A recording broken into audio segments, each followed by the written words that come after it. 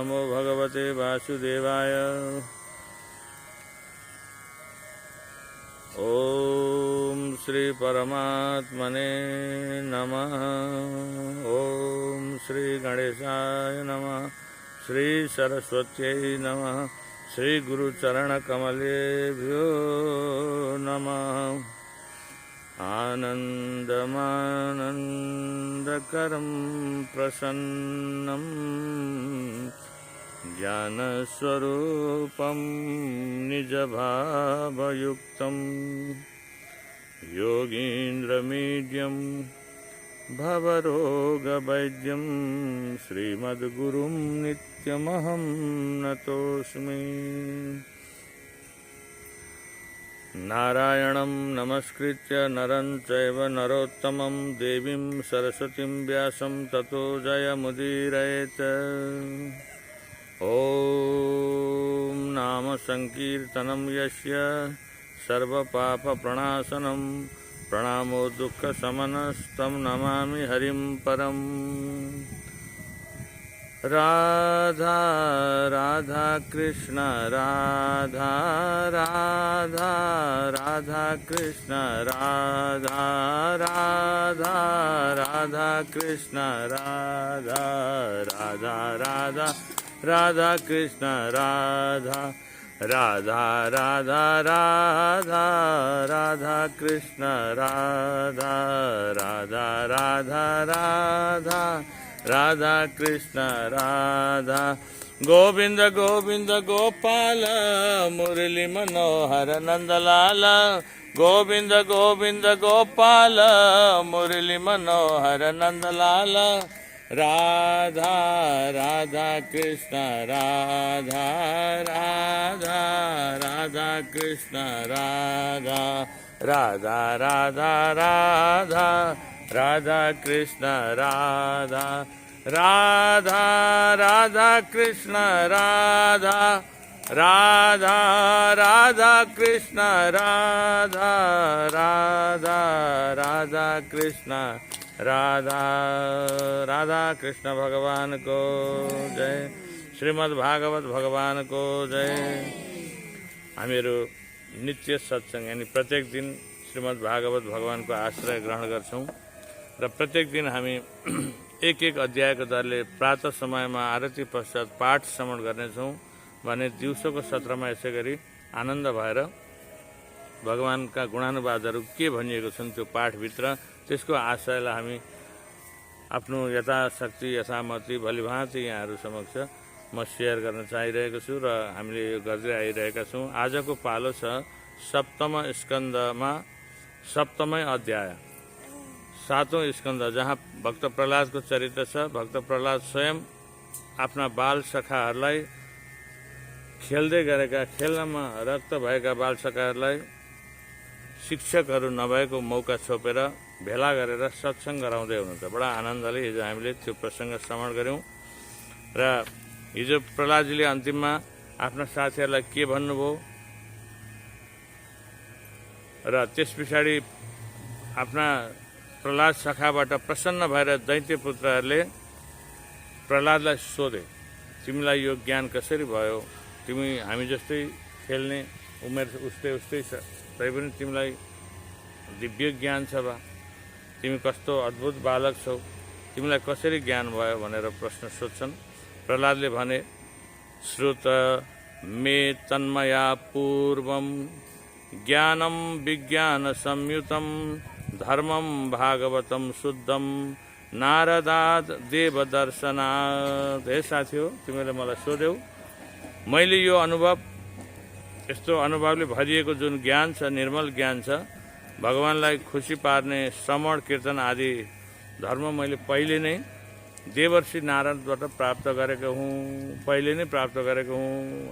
अब उनीहरूलाई झन् अचम्म लाग्यो, कहिले पहिले हो त? केटाकेटीमा त हामी सँगै छौँ, पहिले कहिले भनेर। अनि दैत्यपुत्रहरूले सोध्छन्, दैत्यपुत्र उचो प्रहलाद त्वं वयं चापि नर्तेन्यं विद्महे गुरुं एताभ्यां गुरुपुत्राभ्यां बालानामपि ईश्वरौ बालस्यान्तः पुरस्थस्य महत्संगो दुरन्वयः छिन्दिन संशयं सौम्य स्याच्चेत् विश्रम्भकारणम्। ती दैत्यपुत्र आफ्ना बालसखाहरूले प्रहलादले मैले पहिले नै सुनेको नारदजीबाट यस्तो दिव्य भगवानलाई खुसी पार्ने ज्ञान, यस्तो अनमोल ज्ञान छ भाइ, मैले तिमीलाई जो सम्झाइरहेको छु, तिमीले जिज्ञासा गर्यौ, मैले पहिले नै सुनेको भनिदिएँ। अब उनीहरूले त्यति भनेपछि पत्याएनन् अझ। हे मित्र प्रहलाद, तिमीले आश्चर्यको कुरा गर्यौ। तिमी र हामी यिनै गुरुपुत्र षण्ड र अमर्काबाट सँगै पढिरहेका छौँ, केटाकेटी नै छौँ। उनीहरूलाई छोडेर तिमी यो हाम्रो आश्रम परिसर, यो विद्यालयलाई छोडेर तिमी अन्त गएका पनि छैनौ। हामी सँगै छौँ। तिमीले कसरी पहिले नै कहाँ गरे, कस्तो कुरा गर्यौ, हामीले त कुरै बुझ्यौँ न भनेर सोधे। तिमी त्यस्तो नारदजी सर्वसमर्थ ऋषिसँग कहाँ भेट भयो, कसरी, कहिले सुन्यौ, हामीलाई बताउ न यस्तो कुरा। हाम्रो शङ्कालाई तिमी समाधान गर। छिन्दी न संशयम सौम्य स्याच्चेत् विश्रम्भ कारणम। हाम्रो यो संशय भने शङ्कालाई चाहिँ तिमीले छिन्दी निवारण गरिदेऊ। विश्वास दिलाउने कुनै कथा, कुनै प्रसङ्ग सुनाऊ त। यसै त हामी मान्ने छौँ न तिम्रो कुरा, किनभने हामी सँगै खेलिरहेछौँ।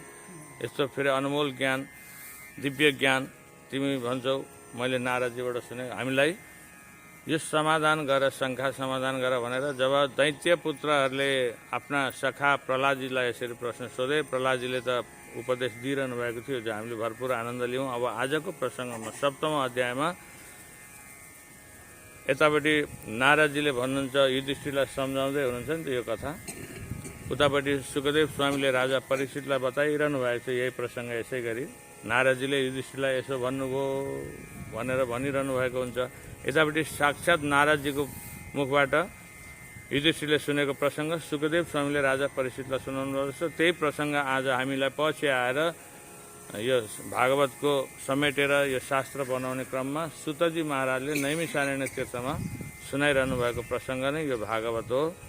र यो पहिले भएका कुराहरू पछि सुतजीले हामीलाई नैमिषारण्यमा शौनक आदिको माध्यमबाट श्रवण गराउनु भएकोले यो पुस्तक प्राप्त गरेका छौँ। श्रीमद् भागवत भगवानको स्वरूप यो अत्यन्त दिव्य आनन्दका साथ हामीहरू सत्सङ्गमा समावेश भएका छौँ। आउनुहोस् अब हामी सुरु गरौँ। नारदले युधिष्ठिरलाई के भन्नुभयो। नारद उवाच एवं दैत्यसुतैः पृष्टो महाभागवतो सुरः उवाच स्मयमानस् तान् स्मरन् मदनुभासितम्। उवाच स्मयमानस् तान् स्मरन् मदनुभासितम्। यस प्रकारले युधिष्ठिरजी दैत्य कुमारहरूले जिज्ञासा गरेपछि परम भक्त प्रहलादजीले मैले तिनलाई उपदेश दिएको थिएँ त्यही कुरा उनले सम्झिन्छन्। मैले दिएको उपदेशको कुरा सम्झेर मुसु मुसु हाँस्दै ती दैत्य बालकहरूलाई भन्न थाले। प्रहलाद उवाच, प्रहलादजी भन्नुहुन्छ, पितरी प्रस्थितेस्माकं तपसे मन्दराचलं युद्धोद्यमं परं चक्रुर्विबुधा दानवान् प्रति। पिपीलिकै रहिरिव दृष्ट्या लोको पतापनः पापेन पापभक्षिति बादिनो वासवादयः। पितरी प्रस्थितेस्माकं, हाम्रो पिताजी जब प्रस्थान गर्नुभयो कहाँ भन्दा तपस्या गर्न, कहाँ कुन स्थानमा, मन्दराचलमा तपस्या गर्न जब प्रस्थान गर्नुभयो हाम्रो पिताजी। त्यसपछि इन्द्र आदि देवताले हाम्रो बुवालाई नदेखेर अब गएछ कतै भनेर लोकलाई सन्ताप दिने दुष्ट हिरण्यकश्यप कमिलाहरूले सर्पलाई खान्छन्। जसरी यहाँ उदाहरण दिनुहुन्छ, आफ्नै पापद्वारा आफै नष्ट भएछ क्या र भन्ने सम्झेर सारा दानवहरूमाथि अब मेह नभएको है हिरण्यकश्यप मूल। र यसरी देवताहरूले हाम्रो पिताजी चाहिँ मन्दराचलमा जानुभएको थियो तपस्या गर्न, तर ऊ कहाँ गएछन्, आफ्नै पापले सकिएछ, अब यो हिँडेछ कतै मरेछ क्या र भनेर अब युद्धको आक्रमण गर्ने तयारी गरे अरे देवता इन्द्रहरूले। यस्तो गरे भनेर सुरुबाट सुनाउनुहुन्छ प्रहलादजी आफ्ना साथीहरूलाई। तेषामति बलोद्योगम निशम्यासुरयोथपा बध्यमानासुरैर्भीता दुद्रुबु सर्वतो दिशम। अब त्यसपछि देवताले ठुलो बल र आफ्नो समूहहरू भेला भएर आक्रमणको तयारीलाई देखेर दानवहरू खुब डराए।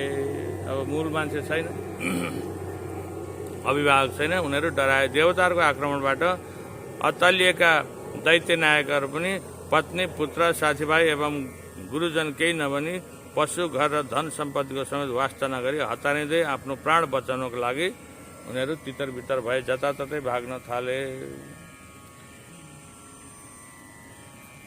कलत्र पुत्र मित्राप्तान गृहान पशु परिच्छदान नावेक्ष्यमाणास्त्वरिता सर्वे प्राण परिप्सव। प्राण बचाउनको लागि पशुहरूलाई पनि छोडे, आफ्नो घरलाई पनि छोडे, पुत्र पुत्री मित्र स्त्रीहरू सबलाई छोडेर तितर बितर भए। यस्तो भयो भनेर नालीबेली श्रवण गराउनुहुन्छ प्रहलादजी। व्यलुम्पन्न राज शिविर मर मम राजय काङ्क्षिण इन्द्रस्तु राजमहिषीं मातरम मम चाग्रगीत। यसरी आफ्नो विजय चाहने देवताहरूले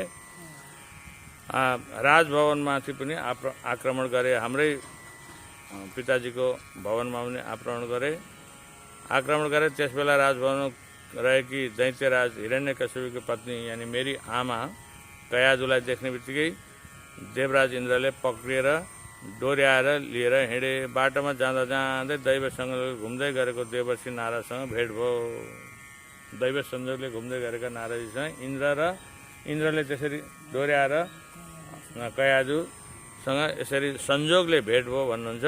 त्यसपछि डरले थरथर काँपेकी न्याउली चरी जस्ती मेरी आमालाई इन्द्रले लैजाँदै गरेको देखेर देवर्षि नारदजीले भन्नुभयो, हे देवराज, मुञ्च मुञ्च महाभाग सतीम पर परिग्रहम। यसरी हे देवराज, अर्काकी पत्नीलाई लान पाउँदैन, छोडा छोडा छोडा भन्नुभयो। हे देवेन्द्र, पतिव्रता धर्ममा रहेकी यिनलाई छाडिहाल भनेर आज्ञा दिनुभयो। इन्द्र उवाच। इन्द्रले अब के भन्छन् नारदजीले, छोडा छोडा छोडा यसरी अर्काकी पत्नीलाई किन लान्छौ भनेर भन्ने बित्तिकै इन्द्रले के भन्छन्। इन्द्र उवाच आस्ते स्यात् जठरे वीर्य मविसह्यं सुरद्विषः आस्यतां यावत् प्रसवं मोक्षेऽर्थ पदवीं गत। यसको जठरमा यानी पेटमा यो असुरहरूको चाहिँ बिउ छ, हुर्किँदैछ। यो मोक्ष भएपछि यानी पैदा भएपछि म छोडिदिन्छु भनेर इन्द्रले यसरी आफ्नो सुरक्षा, आफ्नो स्वार्थ पूर्ति गर्नलाई, किनभने उनीहरूको योजनै छ असुरहरूलाई दमन गर्ने, त यसरी यो बिउ पनि नराख्ने। त्यस कारणले यसलाई म नियन्त्रणमा राख्छु तबसम्म यिनी सुत्केरी हुन्नन्, त्यस पछाडि म यिनलाई छोडिदिन्छु महाराज भनेर नारदजीलाई इन्द्रले यति उत्तर दिए त्यो पहिलो प्रश्नको उत्तरमा, छोडा छोडा भन्दाखेरि। अब नारदजीले पुनश्च भन्नुहुन्छ, नारद उवाच अयम निष्किल विषः साक्षान् महाभागवतो महान् त्वया न प्राप्स्यसे संस्थामनन्तानुचरो बलि इत्युक्तस्तां विहायेन्द्रो देवर्षिर्मानयन् वच अनंत प्रिय भक्तैनां परिक्रम्य दिवम ययौ। ओहो, नारदजीको कुरा सुने इन्द्र छक्क परे। अब हे इन्द्र, यो गर्भको बालक निष्पाप छ, भलै यसको पिता असुर नायक थियो, तर यो बालक चाहिँ निष्पाप छ। यिनको गर्भबाट त असुरको जन्म लिन्छौ भनेर तिमीहरू डराइरहेका छौ। बिउ हुर्किँदैछ, हामीलाई भोलि सखा पार्छ, त्यस कारणले काँडोको जसरी हामी करेसाबारीमा फुलहरू गोड्छौँ त्यही त हो। त तिमी त्यसरी आँचिरहेछौ, तर त्यो नसम्झ। भगवानका परम भक्त अनेकौं गुण सम्पन्न यानी भगवानका सम्पूर्ण गुणले युक्त भएको शक्ति सम्पन्न र प्रभावशाली बालक जन्मनेछ। त्यसैले त्यो बालकलाई तिमीले मार्न सक्दैनौ, कसै गरेर पनि नारदको यस्तो कुरा सुनेपछि इन्द्रले यो कुरा विश्वास गर्दै मेरी आमालाई चाहिँ नारदजीको सल्लाह मानेर इन्द्रले छोडिदिए। अनि उल्टै इन्द्रले परिक्रमा गरे। अनन्त प्रिय भक्तै नाम परिक्रम्य दिवम ययौ। अनि उनी आफ्नो बाटो गए, परिक्रमा गरेर गए भनेर प्रहलादजीले यसरी सम्झाउँदै हुनुहुन्छ। उहाँ चाहिँ गर्भभित्र हुनुहुन्छ, भर्खर बढ्दै हुनुहुन्छ, हेर्नुहोस् त। ततो नो मातरम ऋषि समानीय निजाश्रमम आश्वास्ये होष्यताम वत्से यावत्ते भर्तुरागम। त्यसपछि देवर्षि नारदजीले मेरी आमालाई निज आश्रम, आफ्नै आश्रममा लानुभयो र मेरी आमा अलिकति भयभीत हुनुहुन्थ्यो, डराउनु भएको थियो। आश्वासन दिनुभयो नारदजीले। आश्वास्ये होष्यताम वत्से यावत्ते भर्तुरागम। तिम्रो पति आउँछ, श्रीमान आउँछ, तैलेसम्म तिमी निर्धक्क भएर यहीँ बस्छ। तिमीलाई अन्त खतरा महसुस गरेँ मैले पनि, म आश्रय दिन्छु भनेर नारदजीले यसरी मेरी आमालाई आश्रय दिनुभयो। हेर सुन बालकहरू भनेर मजाले सम्झाउँदै हुनुहुन्छ। तथेत्य वात्सित देवर्षे रन्ति साप्य कुतो भया यावद दैत्यपतिर्घोरा तपसो न न्यवर्तत। मेरी आमाले पनि स्वीकार गर्नुभयो। अब उहाँ चाहिँ निर्भय हुनुभयो, किनभने अब देवर्षि नारदजीलाई त सबैले सम्मान गर्छन्। उहाँ सत्यवादी हुनुहुन्छ, भगवानको गुणानुवाद गाएर हिँड्नुहुन्छ, कसैमाथि त्यस्तो नराम्रो अहित चिताउनुहुन्न। अनि उनी विश्वासरत भइन् र विश्वासरत भएकी मेरी आमाले नारदजीको कुरालाई स्वीकार्नुभयो र मेरा पति यानी मेरा पिता दैत्यराज हिरण्यकश्यपु घोर तपस्याबाट नफर्केसम्म त्यहीँ निर्भय भएर बस्नुभयो। अब देवर्षिको आश्रममा हाम्री आमा बस्नुभयो, म पनि त्यहीँ भित्र बढिरहेको थिएँ। ऋषिम पर्यचरत तत्र भक्त्या परमया सती अन्तर्वत्नी स्वगर्भस्य क्षेमाय छा प्रसूतये। मेरी आमा त्यतिखेर मलाई गर्भमा धारण गर्नुभएको थियो नि साथी हो। उहाँलाई पतिदेव फर्केपछि मात्रै आफ्नो प्रसव भए हुन्थ्यो भन्ने इच्छा त थियो आमालाई। त्यसैले गर्भको कल्याण र आफूले चाहेको समयमै सुत्केरी हुने इच्छा पूर्तिका लागि उहाँले देवर्षि नारदजीको अत्यन्त भक्तिभावले सेवा गर्नुभयो। अब हिरण्यकश्यप उहाँ जाँदाखेरि नि पहिले तपस्या गरेर एउटा प्रसङ्ग आउँछ। यहाँ त प्रसङ्ग ल्याइएको छैन। यहाँ प्रसङ्ग हिरण्यकश्यप चाहिँ एकचोटि तपस्या गर्न जाँदाखेरि चाहिँ चरो करायो भन्ने प्रसङ्ग आउँछ। ब्रह्मणे नमः ओम ब्रह्मणे नमः ओम ब्रह्मणे नमः भन्दाखेरि उताबाट चराले मानिलिउँ विष्णवे नमः भनिदियो अरे कि। अनि फर्केर आज सायद बिग्रेछ मेरो भनेर फर्केर आश्रमतिरै गएछन्।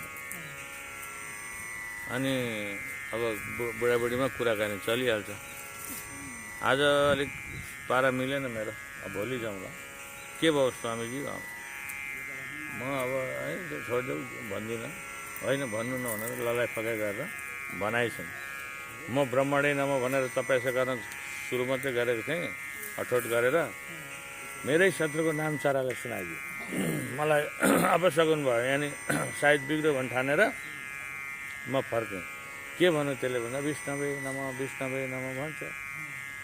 अनि पनि सोध्ने विष्णवे नमः, अनि पनि एकछिनमा मैले त बिर्सेँ भन्ने, अनि पनि विष्णवे नमः भनिदिन्छ। विष्णवे नमः भनेको चिन्न दाजु, राम्रो ध्यान दिएर कति सोध्छ यो, के गर्ने। अब मलाई भुसुकै बिर्सिहाल्छु, यता गर्छु फेरि सोद्धाखेरि 108 पुगेछ। अब बेलुका शयन गर्ने समयसम्ममा 108 पुगेछ, निर्मल भयो। अब हेर्नुहोस्, त्यसरी पनि भक्त प्रहलादको गर्भ रह्यो भन्ने प्रसङ्ग छ र उनी निर्मल थिए। एक त अब त्यहाँबाट पनि भयो। अब अर्को कुरा, जब संयोगले गर्भवती अवस्थामा आफ्नो पेटमा बालक हुर्किँदै गरेको अवस्थामा एउटा समर्थ ऋषिको आश्रममा गएर अब ऋषिले त सेवा गर्नुहुन्थ्यो। ऋषि कारुणिकस्तस्या प्रादादुभयमीश्वरः धर्मस्य तत्त्वं ज्ञानं च मामप्युद्दिश्य निर्मलम। अब ऋषिले त आश्रममा भगवत सेवा गर्नुहुन्छ, भगवानको गुणानुवाद गाउनुहुन्छ, स्तुतिहरू गाइरहनुहुन्छ, बेकार बस्नुहुन्न। त्यही चाहिँ संस्कार चाहिँ त्यहाँ गर्भवत शिशु मलाई पर्यो आमाको माध्यमबाट। तत्तु कालस्य दीर्घत्वात् स्त्रीत्वान् मातु तिरोदधे ऋषिणानुगृहीतं मां नादो नाप्यजहात् स्मृति। अत्यन्त दयालु र सर्वसमर्थ कारुणिक तस्या, उहाँको त्यस्तो कारुणिक स्वभाव र मेरी आमाको पनि अब त्यस्तो शुश्रूषा सेवा र उहाँले दिएको तत्त्वज्ञानहरू त्यहाँ उपदेशहरू हुन्छन्। आश्रममा विविध क्रियाकलापहरू, भगवत क्रियाकलापहरू हुन्छन्। त्योबाट मेरी आमाले स्त्री स्वभावको कारणले धेरै समय भएको हुनाले बिर्सिसक्नु भएको थियो, तर ऋषिको अनुग्रहले गर्दाखेरि मलाई चाहिँ त्यो ज्ञान अहिलेसम्म ताजै छ भनेर त्यो गर्भवत ज्ञान हो यो मेरो। मेरी आमा त्यसरी रहँदाखेरि मलाई त्यो, त्यस कारणले हामी भन्ने गर्छौँ बालक पेटमा भएको बेलामा माताजीले धेरै सत्सङ्ग सुन्ने, धेरै राम्रा राम्रा घरमा चिन्तनहरू पनि गर्ने, सेवा पूजा गर्ने, राम्रो खाद्य पदार्थहरू खाने, अनि यहाँसम्म कि शयन कक्षमा पनि राम्रा राम्रा तस्बिरहरू भगवानका अङ्कित भएका है तस्बिरहरू वरिपरि राम्रा राम्रा सिनहरू भएका, राम्रा राम्रा भगवानका आयुधहरू र भगवानको स्वरूपहरू झझल्किने खालका तस्बिर, ताकि त्यसलाई देख्दाखेरि मन प्रसन्न होस् त्यो गर्भिणी माताको पनि, अनि भित्र निर्मलता छाउँदै जान्छ भन्ने मान्यता छ। अब देवर्षि नारदजीले यसरी अत्यन्तै परब्रह्म स्वरूपका ज्ञानहरू सत्सङ्गहरू सुनाउनुहुन्थ्यो।